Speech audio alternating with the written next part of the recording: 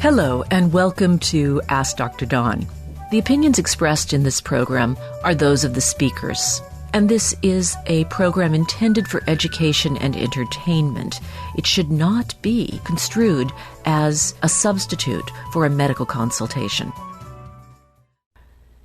Scientists made 50-year-old skin cells behave like they're 20 again. Researchers at the Babraham Institute in Cambridge have developed a groundbreaking method to reverse the biological aging of human skin cells by approximately 30 years, all the while keeping them as fully functional adult skin cells. The team used a carefully controlled, modified short-term version of the Nobel Prize-winning Yamanaka reprogramming technique. This technique allowed for the formation of pluripotent stem cells, which otherwise were having to be harvested from embryos. And so it was a very big deal that we could make as many pluripotent stem cells as we wanted using Yamanaka's techniques, a series of chemicals that are fed to the tissue culture over a period of time. In this case, by exposing adult skin cell fibroblasts in a dish, basically, for just 13 days, and then stopping the Yamanaka process early, they successfully reset many of the molecular markers of aging without pushing the cells all the way back to a stem cell state. So these were still fully differentiated. No, I'm a skin cell. I know it's my identity. But they were still looking like they were 30 years old rather than 50 years old, or 20 years old rather than 50. The rejuvenated cells also acted like they were 20. They displayed a dramatically younger profile.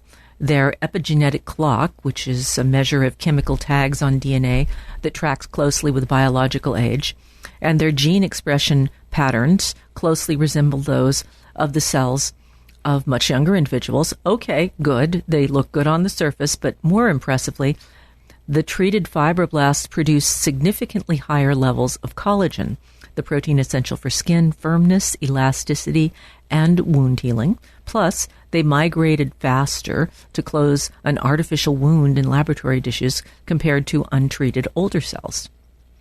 The researchers in doing this also observed the reversal of age-related changes in genes that have been associated with diseases such as Alzheimer's and cataracts, suggesting that the technique could have broader therapeutic implications.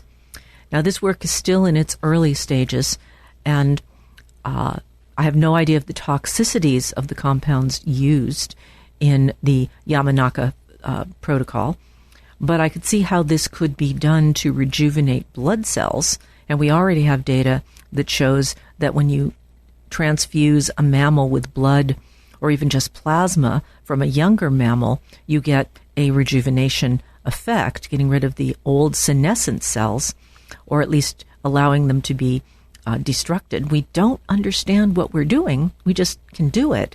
Now the question is, might we someday be able to rejuvenate aging cells in the body to enhance tissue repair, or even potentially slow or mitigate some effects of age-related diseases? Well, it's a long and hard road, research-wise, to get there from here, but still a really, really interesting and creative use of existing technology. Last week, I responded to a question about vaping versus smoking, and I talked mainly about cardiovascular risk because that's something that happens quickly enough that we have epidemiological data. And I thought to myself, I don't know what to say here about cancer, so I thought I'd kick it down the road and talk a bit about cancer and vaping this week. We're going to dive a little bit deeper into the topic of that vapes and long-term cancer risk.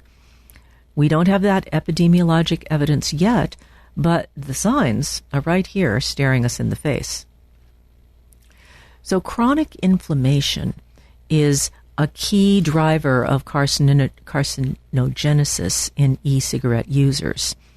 cigarette aerosol exposure induces the secretion of pro-inflammatory cytokines. These cytokines are molecular signals. You'll have heard of some of them, IL-6, IL-8, maybe tumor necrosis factor alpha. And we can see the secretion of these in phlegm that the people who are vaping cough up. We can also see them in the airway epithelial cells and macrophages, the immune cells, lining the bronchial tissue and the trachea.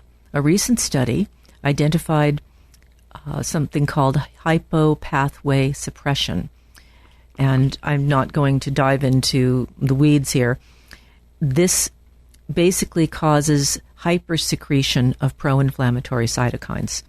And this pathway drives also genomic instability because it interferes with DNA repair fidelity. In other words, your proofreading program can't spell. This is a very bad thing. A meta-analysis of about 2,400 adults looking at biomarkers found that e-cigarette users had elevated inflammatory markers compared to non-smokers, but not as high as traditional smokers. But we know that e-cigarette aerosols themselves induce neutrophilic inflammation, increased white blood cells, airway hyperresponsiveness, so an asthma-like thing, and mucociliary dysfunction, which is to say that the street sweepers in the lungs are damaged and aren't sweeping the street.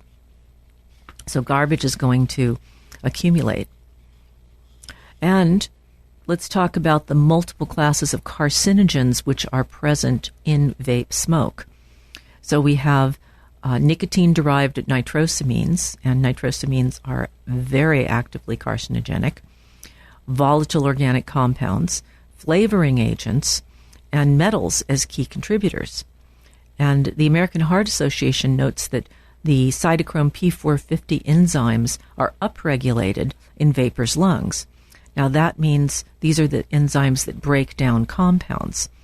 And that's a problem because when you upregulate them, they are much better at turning carcinogenic, pre-carcinogenic molecules into carcinogenic molecules, especially one called benzopyrene, and that one is an especially nasty compound. Mice exposed to e-cigarette aerosol for 54 weeks developed lung adenocarcinomas in about 22% of the exposed mice, and bladder hyperplasia, a precancerous condition, in about 57. These lesions are extremely rare in controls, and these findings, combined with the DNA damage and impaired repair observed with shorter exposures, well, let's just say they provide a strong mechanistic evidence for carcinogenesis. So how does vaping cause cancer? Well, there's two ways. Way number one is DNA damage and gene toxicity. Number two is oxidative stress mechanisms. So e-cigarette aerosols induce direct DNA damage. The DNA gets oxidized, and when DNA gets oxidized, it forms a marker called 8-hydroxy-2-deoxyguanosine. And this is a marker of DNA damage. You can measure this in people's blood or urine and get an idea of how much of a toxic reaction they're having to their environment. It's one of the tests that I do sometimes in patients who come to me for a functional medicine evaluation. In mice exposed to e-cigarettes aerosol for 12 weeks, extensive DNA damage was found in biopsies of the lungs, heart, and the bladder mucosa. And as I said, the DNA repair mechanisms are depressed by e-cigarette smoking. And so you can't erase the oxidative damage through the normal healing processes. Our bodies are designed to, if the DNA gets damaged, repair it. But if you also hamstring the repair mechanism, well, you get chromosomal damage, you get epigenetic alterations, you see hypomethylation of a particular type of genetic repeating element that leads to genomic instability. Those genetic repeats are there to stabilize the structure. Gene instability increases the odds of cancer across the board. In one study of adult humans, certain hypermethylated areas in the cheek cells in the mouth predicted lung cancer development odds about 22 years before diagnosis in smokers. And these same hypermethylated sites are seen in e-cigarette users. Moving to the oxidative stress generation, it's a central mechanism of e-cigarette toxicities. E-cigarette aerosols contain intrinsic oxidants and induce cellular reactive oxygen production through multiple pathways. Also, they contain propylene glycol and vegetable glycerin, neither of which are toxic until they're heated. But when you subject them to the high temperatures used in vaping, you generate something called a reactive carbonyl. Well, you may have heard of formaldehyde or acetaldehyde or acrolein. These are all known carcinogens. Acrolein, which is what kills firefighters and people who, and when we have an industrial fire or a fire where a bunch of houses burn down, the acrolein content in the ashes is extremely high. Acrolein activates a compound called NOx2, which is actually an amplifier for oxidative stress in endothelial cells. So it's like, you've got a fire, let's throw some gasoline on it. How's that going to work out for you? So the evidence suggests an adverse outcome pathway where first thermal degradation of propylene glycol and vegetable glycerin generates reactive carbonyls. This causes oxidative stress. Nicotine and other components synergistically amplify the chronic inflammation, and the suppression of DNA pathways and antioxidant defenses drives the genomic instability and increases the risk of cancer. This is a complex mixture that causes cancer through both genotoxic and non-genotoxic processes. Very, very important to understand that this is not harmless behavior. We're going to get into medical decisions a little bit here, and I think we all need to listen carefully to discussions of genetic testing and the security of the information. Here's a pro article in Biomedicine from the January 2026 issue of Science magazine, January 22nd, and it's about Mexico. And Mexico's a really interesting population. It's got ancestral contributions from indigenous groups, Spanish colonizers, enslaved Africans, and more recent immigrants. And in 2023, a groundbreaking genetic analysis of 6,000 people living in every corner of the country showed how that tapestry is reflected in regional genetic differences and shed light on long-standing anthropological questions. Now, the data, drawn from a national repository called the Mexican Biobank, promises to help doctors make treatment decisions. In a paper published in January in Nature Medicine, researchers linked the findings in their original analysis to common genetic variations that alter the response to medications, including fentanyl, a potent painkiller, and statins, which lower cholesterol.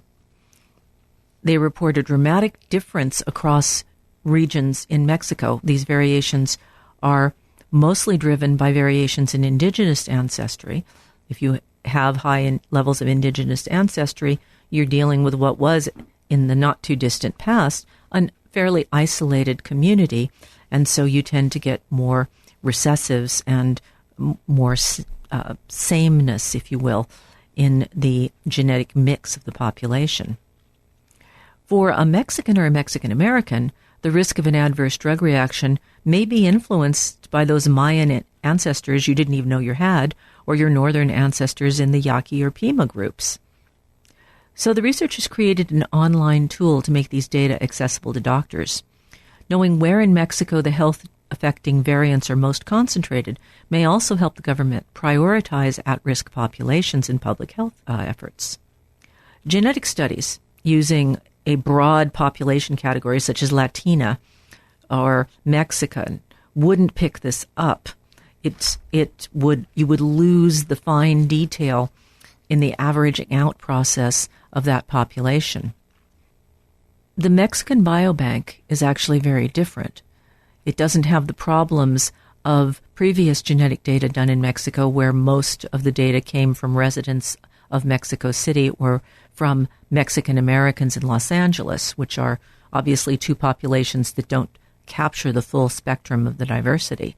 But this study is different. It includes more than 40,000 blood samples from all 31 Mexican states and Mexican City, and it was originally collected in the early 2000s for an epidemiology study run by the country's Public Health Institute.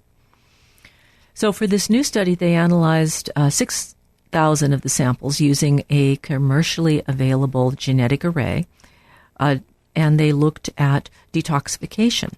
Honing in on the southeastern state of Chiapas, the research determined that nearly 40% of the population carries 2 copies of an allele linked to lower fentanyl metabolism. This allele is called 2D6. And so in that population, anesthesiologists, without doing any genetic testing, need to be more cautious about the dosing of any opiate-like anesthetic because used for surgery or used for childbirth.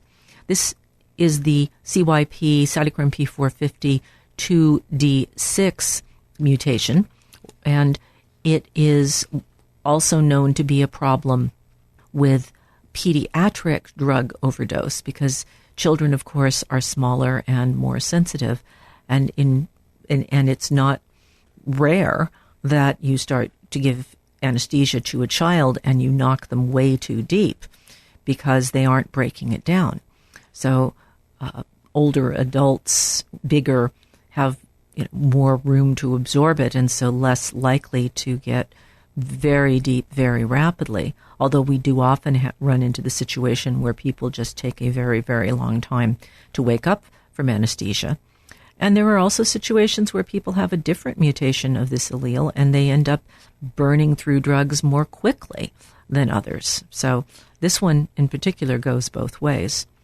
In Sinaloa, only 10% of the people share this genetic profile. They also looked at a well-studied variant of a gene called SLOCO-B1b, which is primarily expressed in liver cells. And if you have that, it's known to hinder statin metabolism. It's found in 15% or more of people from the Yucatan. And this is not trivial because in Mexico, 8 million people take statin, and poor statin metabolism confers an increased risk of side effects that can include muscle damage. You can look at genetics in smaller groups. In fact, in the United States, Sri Lakshmi Raj, who's at Albert Einstein College of Medicine in New York, looked at New York Spanish speakers and discovered that there were previously unrecognized subgroups. For example, one subgroup with Dominican heritage had a high frequency of cholesterol spiking variants in one group and variants that increase blood volume, leading to heart and liver failure. So this makes an argument for genetic testing. It would allow us to anticipate complications in surgery, to anticipate that we would need to give lower doses of certain drugs in individuals with certain variants. And I need to emphasize that this is not a binary thing. In each of these cases, people can have 2 bad copies of a gene and still do reasonably well because they have subsidiary pathways that take up the slack, or because they have incomplete penetrance. And so the gene change just didn't take as strongly as it took in, say, their cousin. But we can't know that in advance. So there's still a lot of fuzz factor here. But it would give us a place to start. And I have fantasized for 20 years about having a gene profile of my patient that I could look at before prescribing drugs, particularly some of the stronger drugs, the ones that have what we call a narrow therapeutic range, where this variation could make a very big difference in whether they get dangerous side effects. It also would help me understand what kind of potential vulnerabilities they had and what sort of diets they would need to be careful with. For example, a vegan person who is not going to get any B12 from their diet unless they take supplements, who had an MTRR mutation, would probably not be able to utilize the regular B12 that they'd be buying at the store. They would need a special type of B12 with just one minute biochemical difference in it that would allow them to get the benefit of it. And so they may be thinking they're doing the right thing, but not having what they actually need. Now, we have tests for that, but that's not something that's routinely done. And it's an uphill battle, let me tell you, to get the insurance to pay for it. In the United Kingdom, there is a move, and I'm not sure if it passed Parliament or not, but it was predicted to pass. I just haven't followed the story that closely. And they are going to start doing genetic testing on all children at birth, with the idea of both gaining data and also being able to identify congenital diseases, what are called inborn errors of metabolism, which we now have treatments for most of them, and being able to identify those early. Many of them cause brain damage, for example, which is not repairable. So knowing that child, when they go off breast milk, is going to start to accumulate a toxic protein in their brain, which will cause them to be developmentally delayed if the diet isn't shifted. Phenylketonuria is one we know about, and it's common enough that we bother to test for it. But that's a matter of how common it is. But most of these, there are fixes for now. We understand the biochemistry, we have the technology, but we just don't know how to identify the people. So that's the plus side of the argument. But then you get to the minus side of the argument. This type of testing is often done in certain other countries, China being an example, when children show aptitude for certain sports in early childhood. They may be tested to see if they have certain genetics which are associated with supremely good performance in certain sports. And then that child may be essentially channeled as Olympic material into a program of education and coaching, which can be in the short term extremely beneficial, but also maybe not what the parents or not what the child would particularly want for themselves. And that's the good side of it. What about selecting against traits that might potentially make you less able to benefit from a high-quality university education? What about deciding, well, I mean, you can just let your mind run away with it. It's got its dark side if it's abused and used to create a sort of Brave New World scenario where people are essentially tracked and classified by their genetic potential. I don't think any of us can imagine what that would be like because we've grown up in this country, which isn't, at least in my experience, we have certain kinds of problems. We have racism, we have economic injustice, but we don't program it in. The best you can say is that we don't fix it, but that's a different discussion. But we don't create it, and in the sense of programming it in, at least. We'll do another quick one, and then we'll go to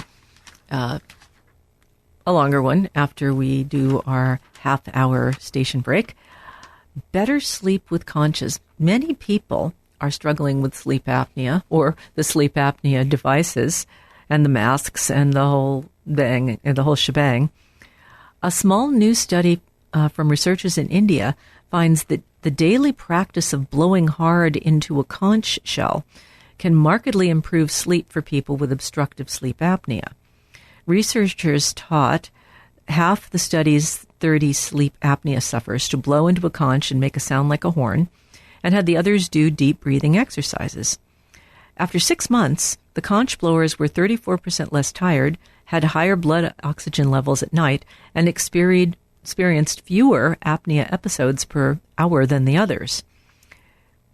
This results jibe with others that have found lower apnea incidence among players of wind instruments, which particularly suggests that the act of blowing hard strengthens airway muscles.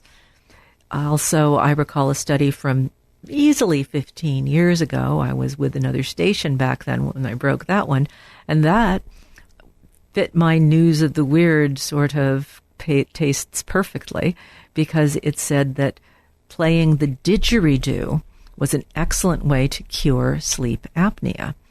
And recently, a patient of mine talked about how a acquaintance of theirs had designed a curative treatment that involved biofeedback and some sort of computer interface and biofeedback device that coached people through the exercise, and had shown that that reduced sleep apnea. In fact, the whole thing was bought up by a company. That company was subsequently erased from the world for whatever reason, and so the rights to the device had already passed into the limbo of failed company properties. But yeah, blowing on a conch shell, maybe it's less intimidating than learning to play the trumpet, but it could have similar benefits. And you're listening to Ask Dr. Dawn, and while we were running that, we had a call come in, so we're going to go straight to that caller. Hello, caller. Welcome, and please give us your name and where you're calling from. Leona Phillips from Capitola. Hello, Leona. You know, the question I have isn't about the topic that you're talking about. That's all right. No problem. But I'll put it out there for the future anyway, or if you can address it today. I'm recovering from a 9.5 centimeter non-Hodgkin's lymphoma tumor in my thigh. It was in my L5 nerve and on my L5 nerve several years ago, and I had chemotherapy and radiation and surgery. Recently, I'm having problems with the nerve again, and I came across something called Kampo medicine, Kampo. It's Japanese, and they have two possible compounds for people to mitigate nerve stress in the regeneration process and so forth. And I wondered if you know anything about Kampo medicine, or if you know of any practitioners in our area where I could possibly get the compound made for me, or I guess I could get it online as a generic, but I was sort of more interested in an individualized response. Okay, well, I am familiar with Kampo as a company, and there are several products that I have used when I do my functional medicine cancer support for people. There's one in particular called Great Tonifying Formula, which is really great for dealing with chemotherapy side effects and fatigue and all of that. I'm not familiar with the products that are related to nerve injury, but if you, so I think that we're probably talking about the same thing. And you found a website that maybe either belongs to or is promoting the products from the Kampo company. Yeah, well, actually, I was reading a couple of research articles, and one spoke of Gosha Jinkengan, and the other was, I probably didn't get that quite right. That's all right. The other was Yoku Kansan, and I couldn't quite distinguish between the two, but I know that in the approaches, they approach it as a whole system, and that's what interests me, because I don't want to do gabapentin or something that just takes away the pain. I'd like to work on the root cause. Well, in your case, root is such an applicable word to use here, because I think the cause of your pain most likely is scar tissue in that area pulling on the nerve. Is the pain in, you said it was L5, but it's in my thigh. Right. And when I sit, it hurts. Yes. But is it, if you stand and push on that area in the thigh, does it hurt or not? That's the key question. It's always a little bit sore, but there are times when it flares up and it's just unbelievable. So I think the nerve is pinned and, entrapped. And so when you sit, when you bend that hip and sit, you're stretching the nerves. You're actually pulling on the nerve roots. And so anywhere along the nerve root that goes to the thigh, if something is irritating it, it doesn't have to be at the thigh level. It could be at the spinal level, or it could be attachment to the scar. So or generally the other muscles around that side of the leg. Well, yeah, and that is possible. They could be affected by the L4 nerve root. That's pretty much what lives there. And you also have the skin innervation. So you've got the motor innervation on that same nerve that potentially is glued to some structure in there and is being yanked in certain positions. So in terms of herbal formulas, I think that particularly if you're dealing with Japan or China, that you're dealing with a very established medical culture, and this can be referred to, I think, appropriately as a technology. And these are formulas that have been derived over many years. Thousands. Precisely. And so it's a different way of getting to knowledge. It's not scientific method exactly. It's more of an evolutionary method, like what works survives and is either replaced by something that works better or continues to persist and get taught. The selective pressure isn't reproduction; it's transferring it into the knowledge base of the next generation. That's the reproduction of this kind of evolution. And so I think it's legitimate to try something along those lines.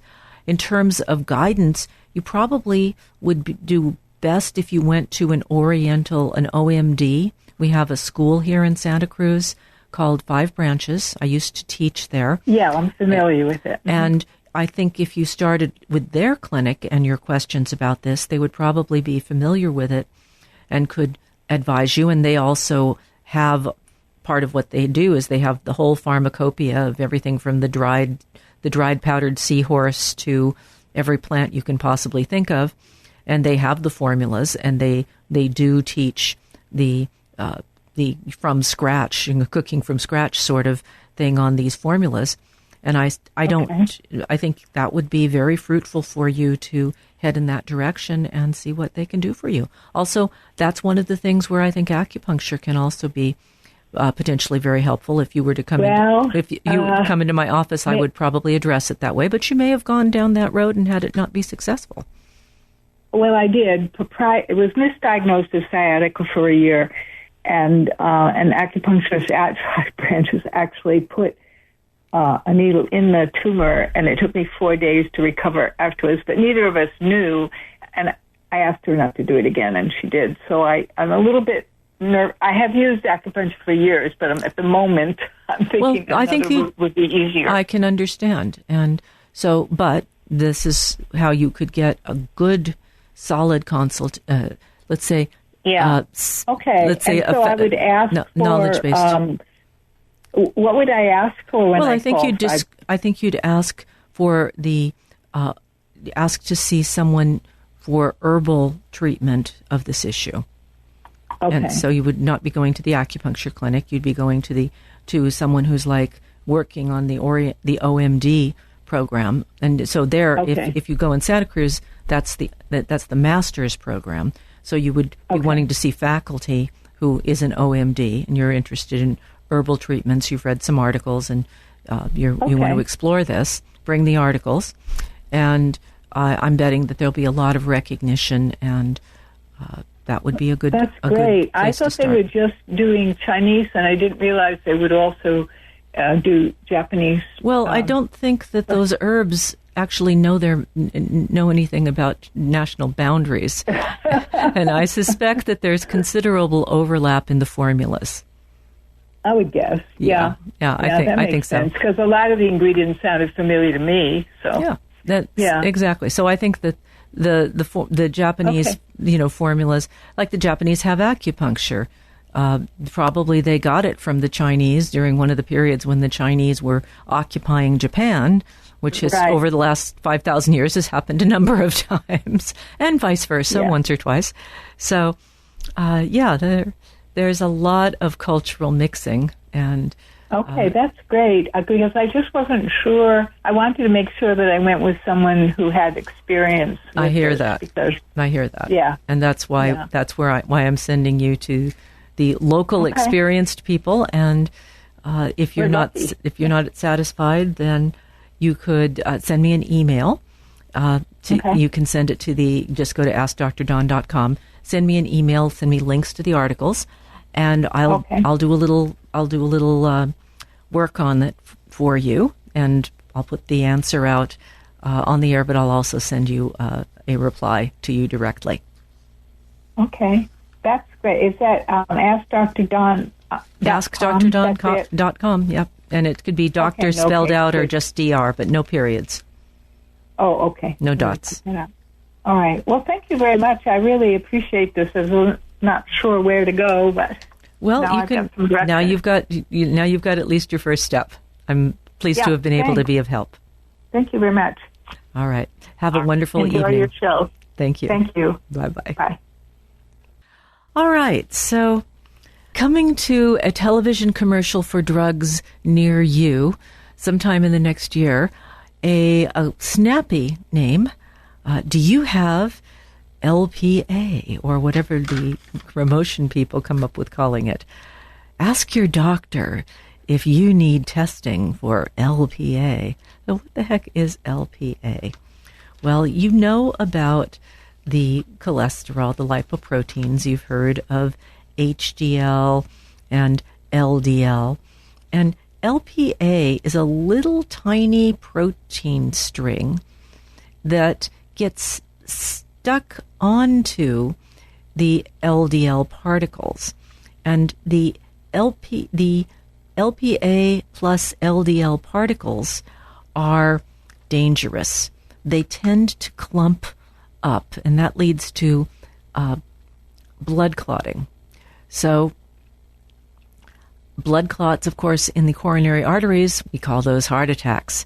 And people who have normal cholesterol and no risk factors, but have LPA, have an increased risk depending on the number of LPA. So, for example, if normal levels are about 75 or less, and your average population risk, if you've got 250 particles, you've got a 200% increased risk. So you've got a doubled risk.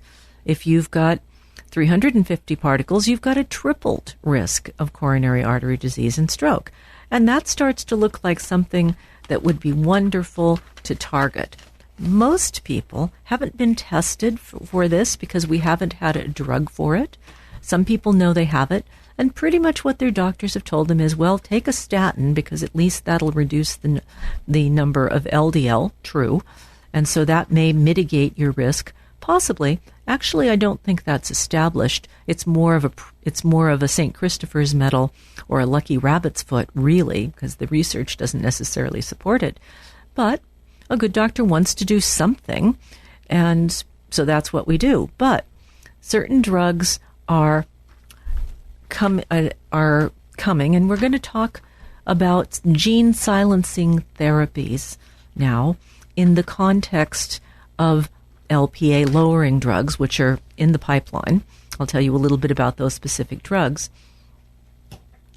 But the thing about these gene silencing therapies is that they are very, very potentially valuable in terms of helping us treat this condition. And I mean, just amazingly important. And so I'm just taking a moment to talk about antisense oligonucleotides and small interfering RNAs. And that is how we are going to treat a whole bunch of undruggable diseases. And these aren't drugs, they're really biological agents made of messenger RNA and a few side groups. Let's start with antisense oligonucleotides. Like messenger RNA in the body, these are single-stranded segments of RNA, and attached to them is an enzyme called RNase H. And RNase H degrades target molecules. So in the case of the LPA drugs, what's happening is it's a gene. You have the gene, you make the protein, but on the way to making the protein, you make mRNA for the protein. So the ASO is going to be the negative. And think Velcro, all right? You've got the loops and you've got the hooks.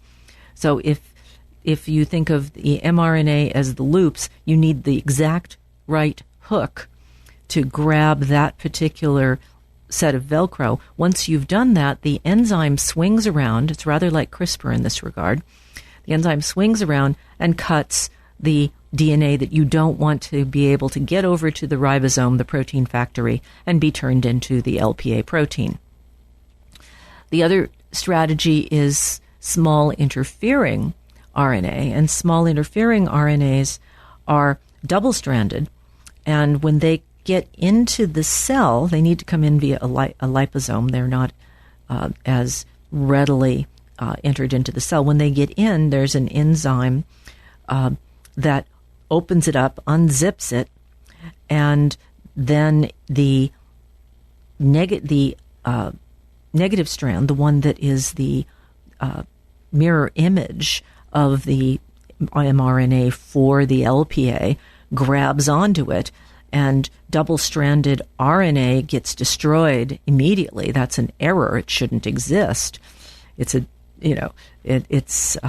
the cells never ever want to see double-stranded RNA, so they have a mechanism to zap it as soon as it appears.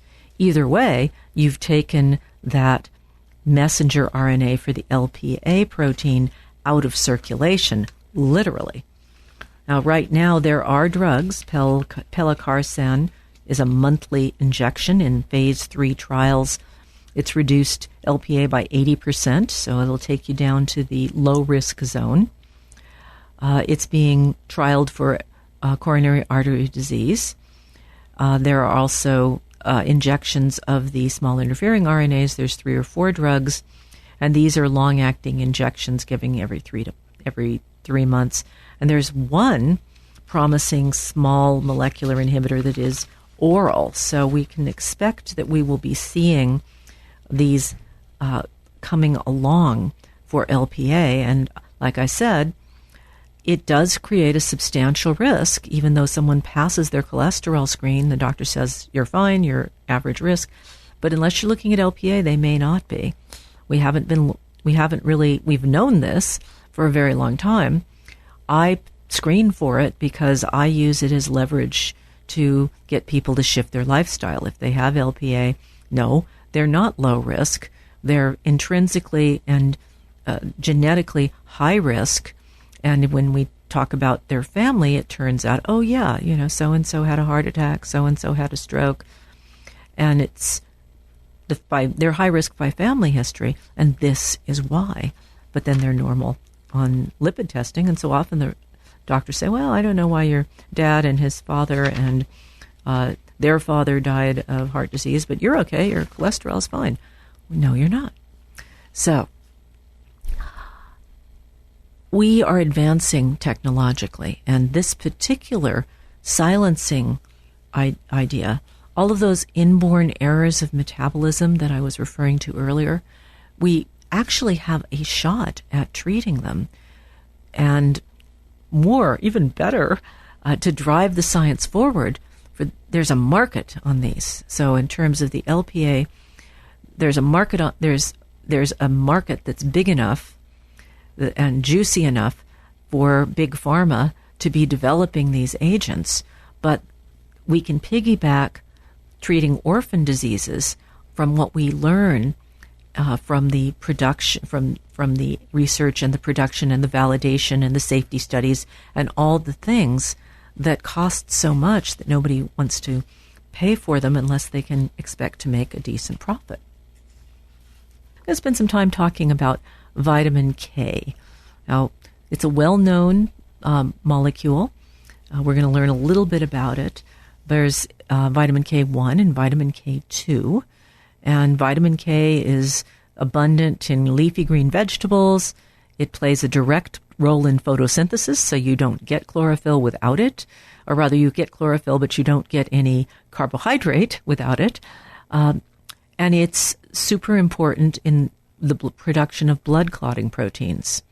Vitamin K2 is different. It's actually not made in your body. It's synthesized by bacteria in your body. It's made in the gut, and it's molecularly almost identical, but not quite. Anyway, MK4 is the most common subtype that we find in humans, and we've talked also about vitamin K2, MK7, 8, and 9 because of their propensity to help with putting calcium in the bones and keeping calcium out of the arteries. And I recommend the MK7, 8, and 9 to stabilize coronary calcium. So if you have coronary calcium if your coronary calcium score is not 0, you should probably be taking a couple hundred micrograms of MK7 to try and stabilize those plaques. Is there data in humans that it prevents heart disease? No, but it's likely that it makes a difference. It'd be very hard to prove because we don't have the technology to monitor the calcium in the arteries and say for sure that it's leaving. But MK4, the one that is the most common, has recently been shown to help prevent liver cancer. In this case, there was a study, 2 groups that were at high risk because they had either hepatitis B or hepatitis C. They were about the same age. It was good control. They had roughly the same level of liver damage and other clinical findings. And so they gave vitamin K2, MK4, to this group, and as the first study commenced, they found hepatocellular carcinoma in 2 of the 21 patients in the MK4 group, and in 9 of 19 patients in the control group. And the cancers were smaller in the treatment group, and that was statistically significant. And all the diagnosed cases were stage 1 or 2, so they were earlier. And so on an analysis, when you look at all together, we call it a univariate analysis.